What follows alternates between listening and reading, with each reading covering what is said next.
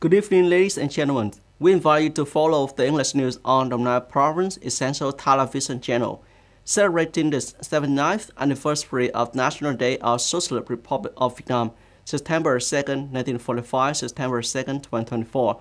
On August 30th, delegation of the Party Central Committee, the National Assembly, the President, the Government, and the Central Committee of Vietnam Phalang Front came to lay wreath and visit the mausoleum of President Ho Chi Minh.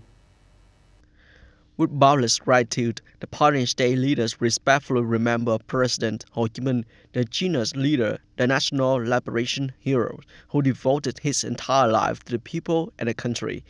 He led our party and people to glorious victories, bringing pride to our nation and our land.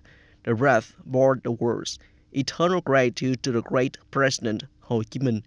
Although 55 years have passed since President Ho Chi Minh's passing, his testament remains a guiding light, illuminating the path for the entire party, people, and the military to steadfastly advance on the revolutionary journey. In fulfilling his testament, the entire party, people, and military are determined to strive for successful implementation of the goals and tasks set for the 13th Party Congress. This effort will lay a solid foundation for even greater developmental achievements in a new era, swiftly building a peaceful, independent, democratic, prosperous, civilized, and happy Vietnam that steadfastly advances towards socialism. The Department of Debt Management and Tax Debt Enforcement under General Department of Taxation reported that the cumulative tax debt collection of the entire tax sector by the end of August 2024 increased by 26% compared to the same period last year. This indicates significant progress in tax debt collection. In the coming period, the leadership of the General Department of Taxation has entrusted a firm application of tax enforcement measures against taxpayers who are subject to such actions.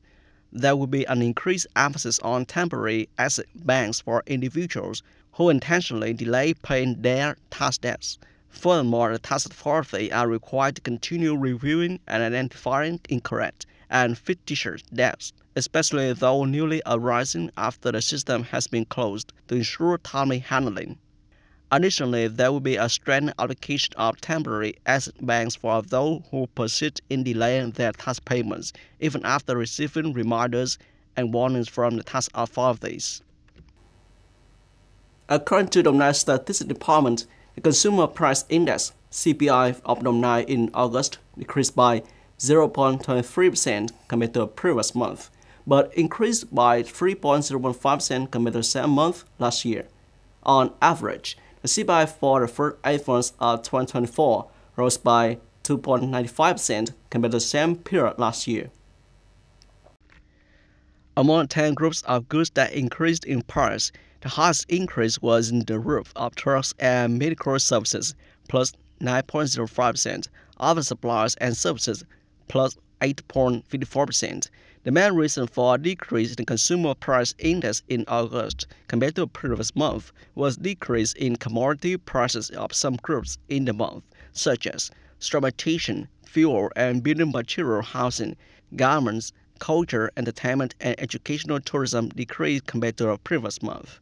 Price movements of some main commodity groups are as follows. Compared to the previous month, CPI in August 2024 decreased by 0.23%, urban area decreased by 0.13%, rural area decreased by 0.34%. Of the 11 main groups of consumer goods and services, there are 4 groups of goods with a decrease in price and 6 groups with an increase in price. The European Union still hasn't done enough to enhance its own weapons production capabilities in the face of geopolitical threats. The statement was made by European Commission EC President Ursula von der Leyen on August 30th. Speaking at a GlobalSec, the 19th Annual Security Conference in Prague, Czech Republic, Ms. Leyen declared, "Defending Europe, first and foremost, is Europe's duty. While NATO must remain the center of our collective defense, we need a much stronger European pillar. The EC president warned that it is an illusion to believe that Europe has done enough for its security at the beginning of this decade. She suggests that the latter half of the decade will be a period of high risk. We Europeans must remain vigilant. Our focus must shift to the security aspect of all our actions. We need to view our union as fundamentally a security project. This premier Central European Security Conference, held from August 30th to September 1st, brings together political leaders, experts, and policy makers. They discuss key global security issues such as conflicts in Ukraine and Gaza, as well as the expansion of the EU and NATO. French President Emmanuel Macron signed agreement with his Serbian counterpart, Alexander Vucic, to sell 12 Rafale fighter jets to Western Balkan nations during a two-day visit to Serbia, which began on August 29th. Under a $3 billion agreement, Serbia will receive 9 single-seat fighter jets and 3 two-seat jets by 2029.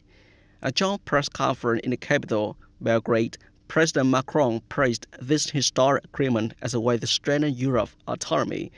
Serbia chose our French Rafale fighter jets is a clear choice, representing a long-term alliance between the two countries, aiming for a stronger and more sovereign Europe. President Macron said that he has received assurances that Serbia will not transfer Rafale technology to other countries. For his part, President Vucic welcomed the agreement, stating that it would have improved the capabilities of Serbian military. This is President Macron's second visit to Serbia in the past 5 years, following the strengthening of relations between the two countries. Dear viewers, you have just watched the English news on Essential Television channel of Đồng Nai Province. Goodbye and see you again.